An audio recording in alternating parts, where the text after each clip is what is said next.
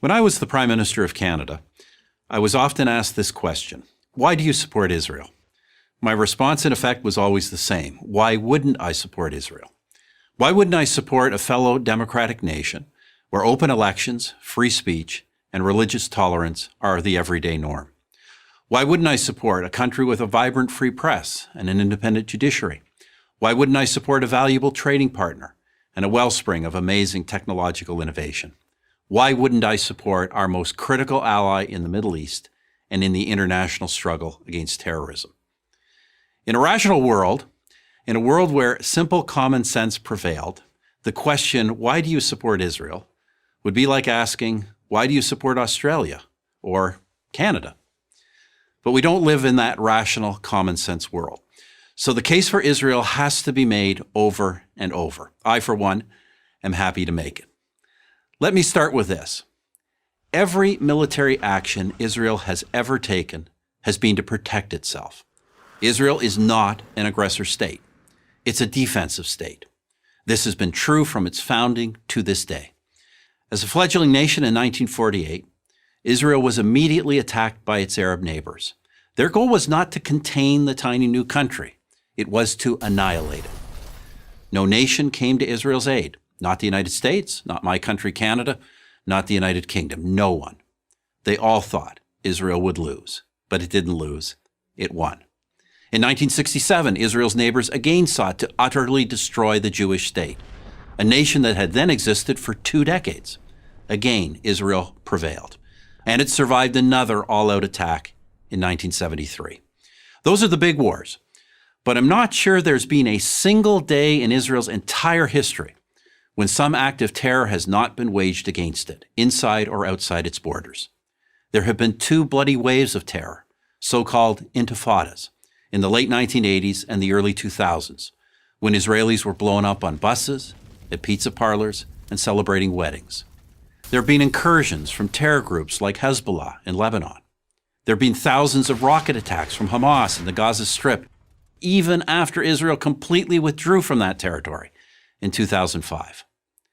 In between the wars, in between the terror, Israel has sought peace with its neighbors, and it has achieved peace treaties with Egypt and Jordan. For others, however, every Israeli gesture for peace is met with incitement and violence. I recount this history for one reason. Any nation that has endured what Israel has endured could easily have become a police state.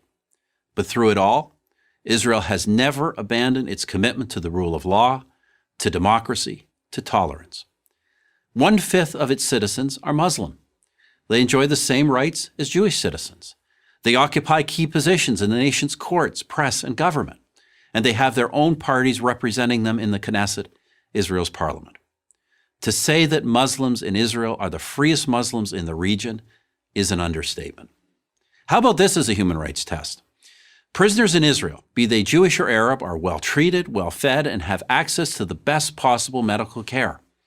Parents and spouses of these prisoners know where they are and that they are safe. Who else in the region but Israel can make that claim? Through all the wars and all the terror, Israel has survived, and especially in the last 20 years, it has thrived.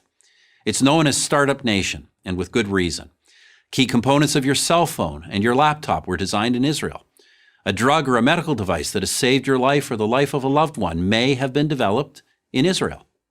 Yet there are leftist politicians, activists, artists, academics, and college students who devote their lives to denouncing Israel, calling for boycotts, demanding it be cut off from academic and professional societies. Do they denounce the Palestinian leadership that hasn't held an election in well over a decade? Do they denounce the leadership of Hamas, who use women and children as human shields to protect their fighters? No, they denounce free, vibrant, democratic, innovative Israel.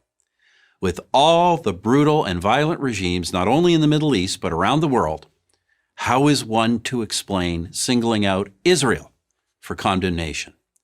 Sadly, only one explanation fits: anti-Semitism.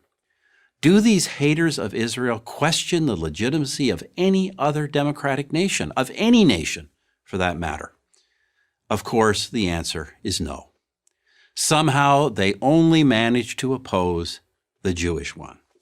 The State of Israel has now existed for 70 years. It is one of the freest, most prosperous, most successful nations on earth. Why do I support Israel? Why wouldn't I? Why wouldn't anyone? I'm Stephen Harper, 22nd Prime Minister of Canada for Prager University. Thank you for watching this video. To help keep PragerU videos free, please consider making a tax-deductible donation.